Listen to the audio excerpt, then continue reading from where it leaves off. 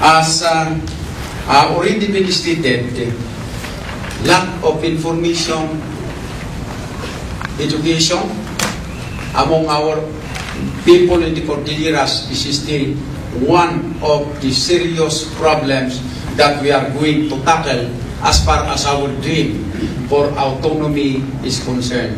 While the surveys presented had been done in 2007, I think this is still the serious concern that we must have to tackle. And those facts that have been brought out by those surveys must be addressed if we like that we will have a chance, of course, to have an autonomy law that will be ratified by our own people. The next agenda, therefore, that we have to tackle is how can we agree with the guiding principles that we have to follow or standard qualifications that we have to follow to ensure that at least it is sealable to our own people during a period of privacy. As we all know, the idea, and we now go to the idea behind the constitutional provision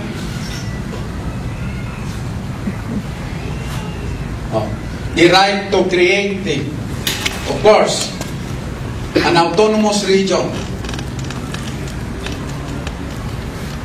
is, as we all know, clearly stated in Section 15, Article 10 of the Constitution, as we have is now flashed in front.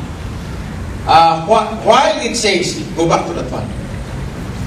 While it says that if you look at this provision, it says there shall be created autonomous regions in Muslim Mindanao and in the Cordilleras, and so on and so forth.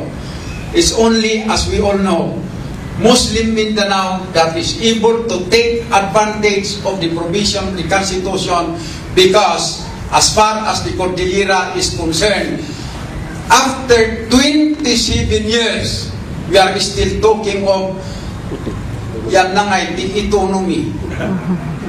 This is still a dream that is still a big challenge to each and every one of us. As we all know, the idea behind the constitutional provision for autonomous region is to allow the separate developments of these areas, Muslim Mindanao as well as the Cordilleras. The need for regional autonomy is more pressing to these two areas. The reason, because even the national government admits that the development of these two areas had been neglected in the past, and we are behind compared with the other regions in the country.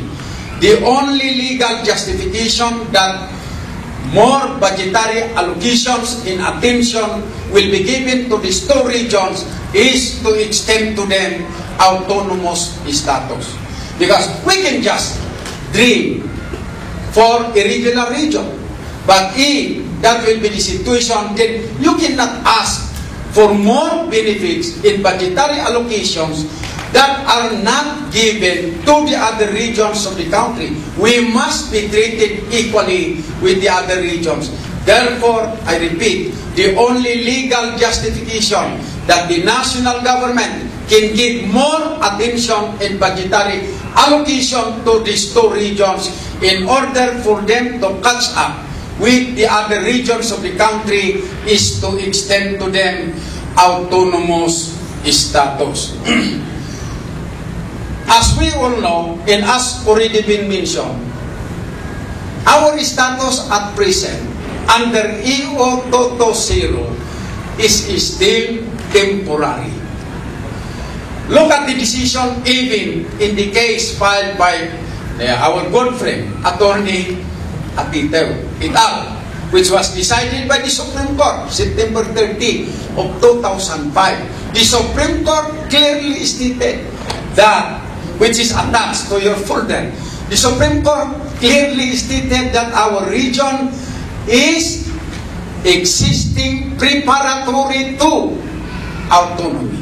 If we have not achieved autonomy, then the danger of disintegration, as already touched also a while ago, for some of us to go back to region 1 and 2 continue to exist. So, there we are. Then, of course, we are happy that our President now, si Apo Binoy, is very sympathetic for us to achieve autonomy. He said, the incumbent president is sympathetic to the common desire of the peoples of the Cordilleras to be immediately granted meaningful participation in the conduct of their affairs in order to enable them to prepare for regional autonomy. So,